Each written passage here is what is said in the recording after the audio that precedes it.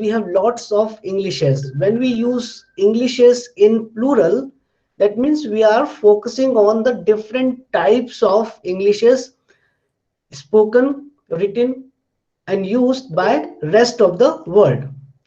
And this important thing, this social linguistic pyramid, it also focuses on the variations that we find in different Englishes uh, in one community. If we take English spoken in India, particularly let's say North India, then even we can find these three type of variations. And what these three type of variations, generally these variations are based on socio-economic division. We know in a society we have working class, we know in a society we have middle class, and we have upper middle class. And the way they speak, the vocabulary they use, this is generally the language variation we have. So the working class language is known as basilects. The middle class is known as mesolect. So these are terminologies you need to remember. So working class, you already know this is a common word, and you have heard this word for many years. But the new word here is basilect. So this important information that you need to remember, that what is actually basilect. Then mesolect, middle class, we all know that okay, we belong to either middle class or upper middle class. But the thing is, here the important information you need to remember is of mesolect. That mesolect is referring to the middle class use, the middle class variety of particular accent. And then the top variety, that is the upper middle class they use, that is known as acrolect.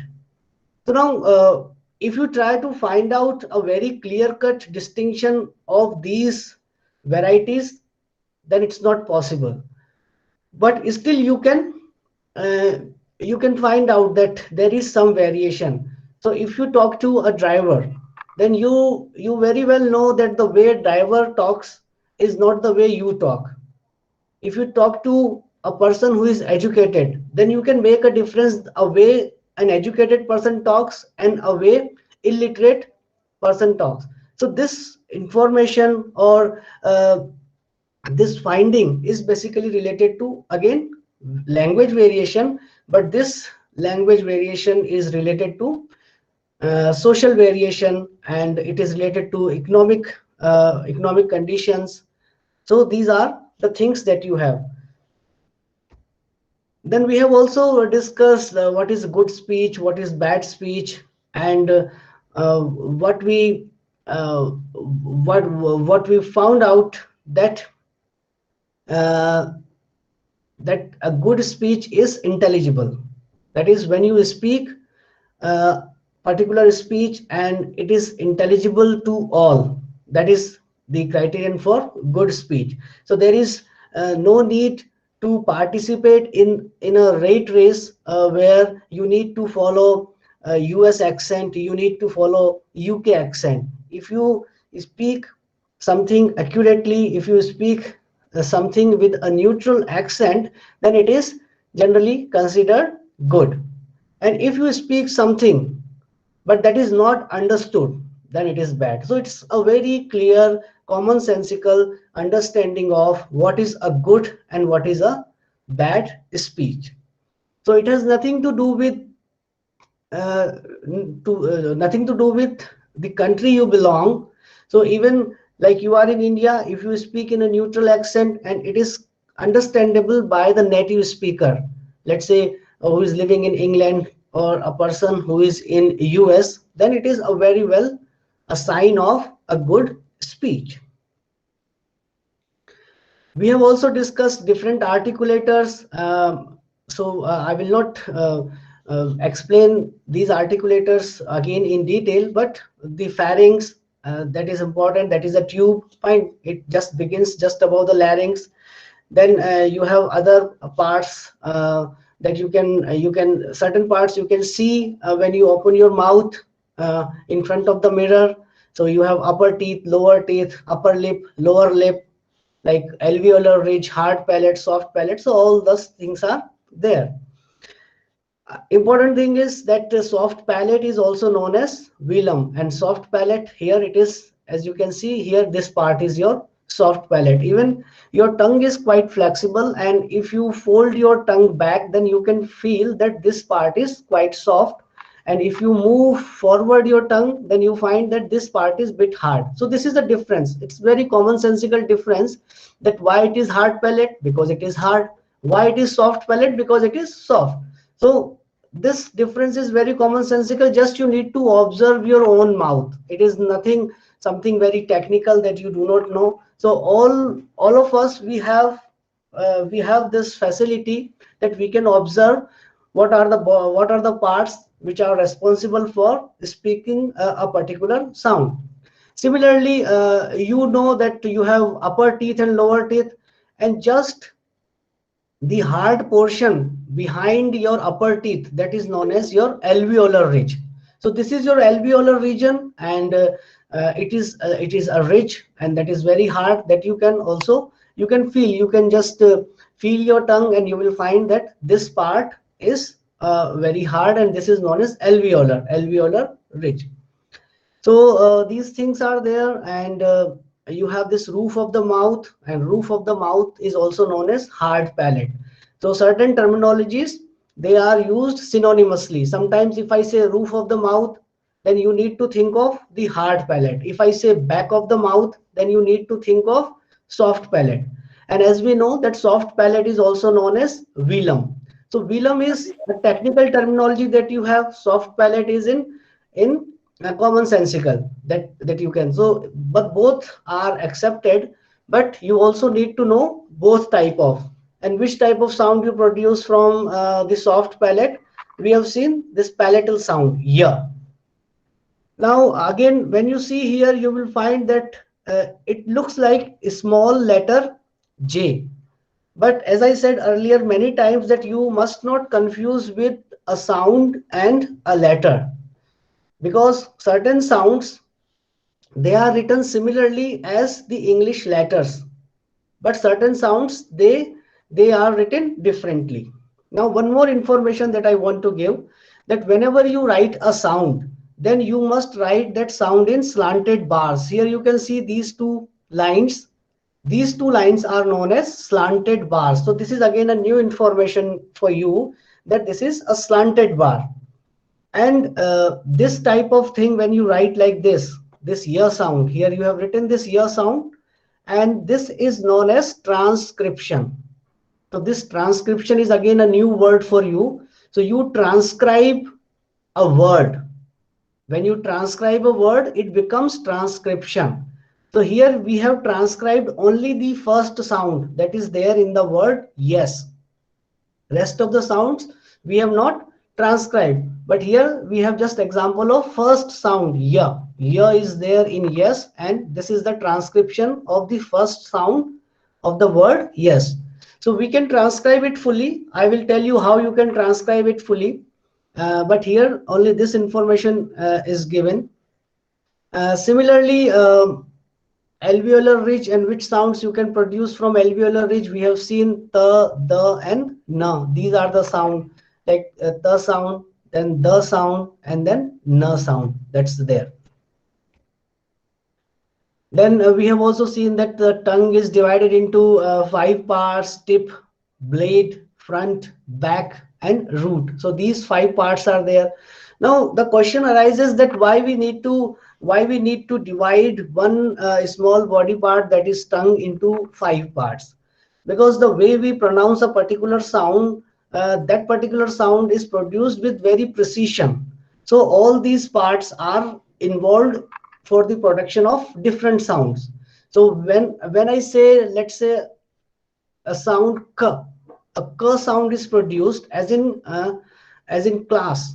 So when I say k, then you can also feel, when you produce the sound k, that the back of the part, your back of the tongue is touching your soft palate. Now what is the back of the tongue? This is the back of the tongue. And which is your soft palate? Soft palate is this. So when you say k, then this tongue is raising and tongue is touching this part. So that's why this precision is required, because we need to understand the nature of the sound, and we need to classify each sound from where it is produced, which body part, which mouth organ is used. So that's why this precision is important. Then we have also seen that the teeth are usually shown in this diagram. Upper teeth and lower teeth, they are known as. And there are certain sounds when we produce them, then the teeth and the tip of the tongue is involved. And which are those sounds? They are th and the. So this is th. So you need to transcribe these sound. Again, this is a transcription because it is in the slanted bars. So th and the. And when you produce this sound th and the, they are called dental. Why they are called dental? Because teeth is involved. So when you say th, when you say th, then what is happening? Your tip of the tongue is touching your teeth, upper teeth, th, the. And where you can, when you say the in this, like there is a word like this, this. So one sound is th is the. But when you pronounce then, again it is then. It's like the theta sound, thought. When you say thought, then it is tha, not it is not the. So th in this will be from the first sound, but thought th will be from this sound.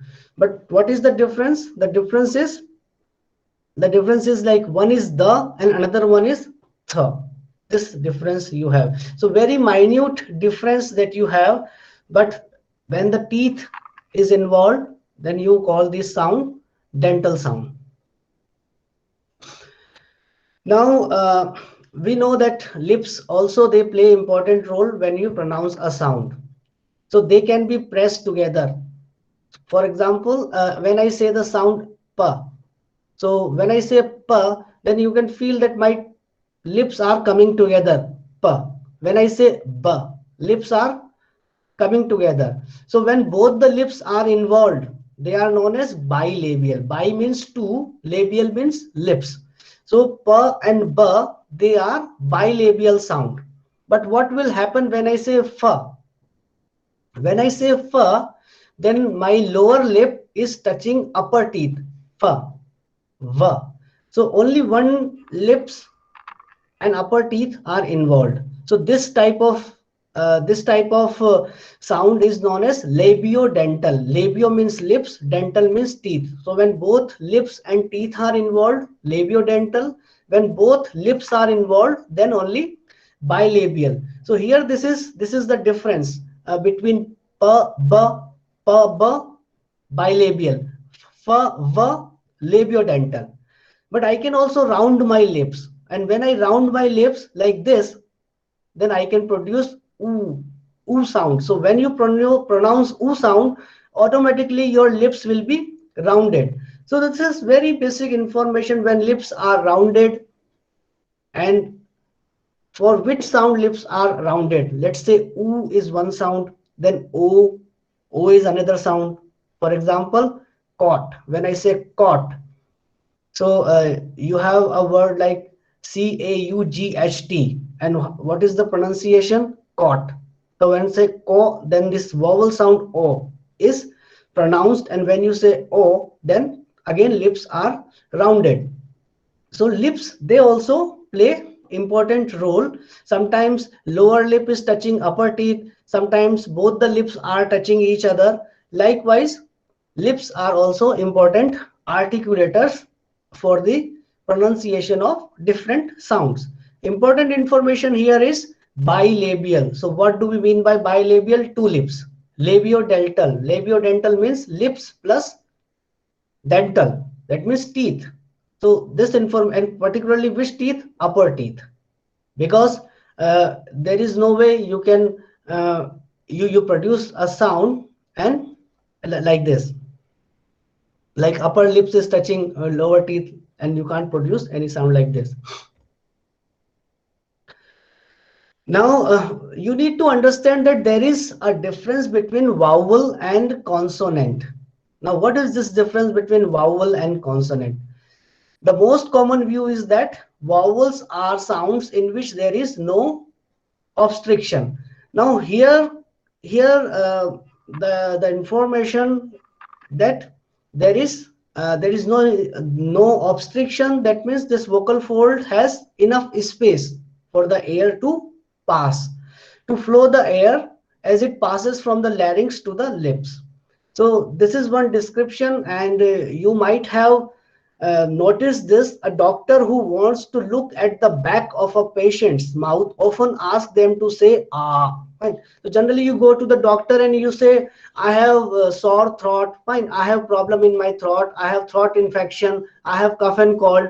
Then generally what doctor says, okay, open your mouth wide open and say ah. So this ah is what? This ah is again a vowel sound you are producing. Ah, that is like, so vowels are melodious. Vowels are melodious because you can pronounce, or you can say vowels at a stretch. Like I can prolong it as long as like my breath allows. So I can say for very long time. Some people, like particularly let's say the music the singers, like they have practiced it so much that they can say it for, let's say, 1 minute or 2 minutes. And if you try, or if I try, we can say it for 30 seconds. And let's say we can stretch it to 45 seconds. And then we need to again breathe in, because we know that uh, this air, the air that is in the lungs, that is responsible for the production of the sounds. So again we need some air to produce different sounds. So this is how we can see that how vowel sounds are produced and how consonants are produced. So in consonants there is much obstruction in terms of flow of the air, but when it comes to vowel there is a free flow of air that is there. Now this is one activity that you can also practice, because I know that all of you have a mirror, and you can practice it in front of the mirror, and you will find it quite interesting, that you will also discover these things. So we are taking the example of a word, mime. Mime is an English word. All of us are aware of the word mime, and we have a word mimicry also. So mime is also in the same sense of mimicry. So there is a word mime. Now we will try to find out. There are two ma here. First in the starting, and second in between, or in the end, you can say mime. So ma, I, ma, mime. We pronounce this words like mime. Now you just notice what is happening. What is happening? You just look at me, and you look my lips here. Like when I say mime, mime, mime, mime, what is happening? My lips are continuously touching each other. Mime, mime. Or if I won't say I, that I is also there, a vowel that is there, I simply say hmm. So when I say mm, mm, so again my lips are touching. So this is the production, this is the pronunciation of ma sound. Mm, So if I prolong, now what will happen if I pronounce this sound and close my nose? So let's say I am producing this long fine. Automatically stops. Mm. That means when I am producing this ma sound, air is coming from my nose, and when I blocked, or when I pinch my nostrils, then blocking the escape of the air. That means another information that we have, that for sound, air is coming from my nostrils. And first thing that we have seen, that it is bilabial. So when I say no, air is coming from my nose, there is no problem. But when I close it, sound is also stopped. So this is and another one thing. So activity one, you have seen that your lips are involved. Activity two, you are pinching your nostril tightly, and you can see that air stop, sound stop. The third thing that you can see, when you produce this sound, you can close your ears very tightly, airtight, like this. And when you close your ears very tightly, and when you produce this sound continuously, then you will find a buzzing sound in your head.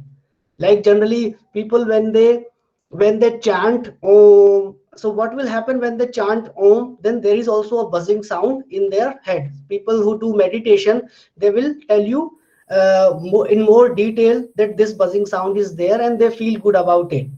So similarly in Om, we have also the last sound ma is there in the Om. So here we have a word like mime. And when you close your ears very tightly, both ears very tightly, airtight, then you will find there is a buzzing sound in your head. And when you hear this buzzing sound in your head, that is the sign of it is a voice sound. Previously we have seen voiceless and voiced, and I I also instructed you that voiceless is not equal to silent. So you need not to be confused with voiceless is silent, but only this buzzing effect. So when for which sound you have a buzzing effect, those sounds are known as voiced, and when there is no buzzing effect, those sounds are known as voiceless. This is the difference that you have. So now three information you have, and if you want to define this sound ma, it is written like this here, ma sound. So how we will define the sound? First is bilabial. It is bilabial. So first thing about ma sound is it is bilabial. Second is it is nasal, because air is coming from the nose. So we know that we have two types of consonants. One is oral, where air comes through your mouth, and another one is uh, you have nasals, when air is coming through your nose. So this is not an oral sound. Ma is not an oral sound, but ma is a nasal sound. So first information is bilabial, second information is nasal, and third information is voice. So for one sound you have these three information. So you will find for each one sound you have these three information, and these three information is different for each sound. So you need to remember first how the sound is produced. How the sound is produced means which body part is involved. That information is known as place of articulation. Place of articulation here is bilabial. Then manner, in which manner it is produced, then it is nasal. It is not oral. That manner is there. And when it comes to whether it is voiceless or voice, then it is voice. So these three information for this is important. So we will discuss each sound and these three information. So these three information is known as three-term label. So this is again a new phrase for you, three-term label. So for each sound we have three-term label. Now to proceed further, earlier when you were in elementary school, primary school, you learned the vowels of the English language as A, E, I, O, U, and sometimes Y. But again, the information is A, E, I, O, U, they are letters. But you need to pronounce them like a sound. So A represent A, E, U, O. Fine. When you pronounce like them, then this is sound. So you need to make a difference between letters and sounds. That is the thing that you need to remember. Now when it comes to vowel, then the word vowel ultimately comes from the Latin vox. So there is a Latin root vox, because generally we have this curiosity that from where this word has been derived from. So most of the words in the English language, they have been derived from either Latin, Greek, French, German. So English has borrowed as many words as possible from different languages. So many words, they are from Indian languages as well. For example, the word love that you have in English language, the word love has been derived from Sanskrit lubha, lubha. So there is a word like lubha, and in Hindi we have lubhana from the same root. So English love has also been derived from Sanskrit root lubha. Now the word dental. Now this dental is a Latin word, but again in Sanskrit you have danta. Now dant is also related to teeth. So again we find connections between different word etymologies in different languages. So all these languages at one point of time previously, thousands of years back, must be related to each other, that we can surmise, that we can guess. So this vowel, this word vowel has been derived from Latin vox, and what is the meaning? It is the source of voice, such as such words as vocal and vociferate. These are also derived from the same root. This vocal word is also from the vox, and vociferate is also from the same root. So that is related to voice. So this is one information. And consonant literally means with sound. So vowel is your actually sound, and something that comes with that sound is known as consonant. So again, in the Latin we have two words, like one is con, the meaning of con is with, and sonare, that means to sound. So something that goes with the sound, that is known as consonant. So when I say p, p is a sound that I'm producing, like in pen, in pin. So this p is actually a combination of consonant and vowel, because if I simply produce consonant, then it will be sound like this. So when I say p, then little you will also hear, and little and that makes p. So that means that little is actually sound, because if I simply pronounce consonant, then it is only like this. Similarly, if I simply pronounce, let's say, ma, then it will be like mm, mm, mm, mm, mm, mm. But if I say ma, then little you hear after ma. So that means vowel is sound, actually sound, and something that comes with the sound, that is known as consonant. So I stop here, and this is for the day. And if you have any doubt, then you can raise your doubt and you can ask me. I will clarify it.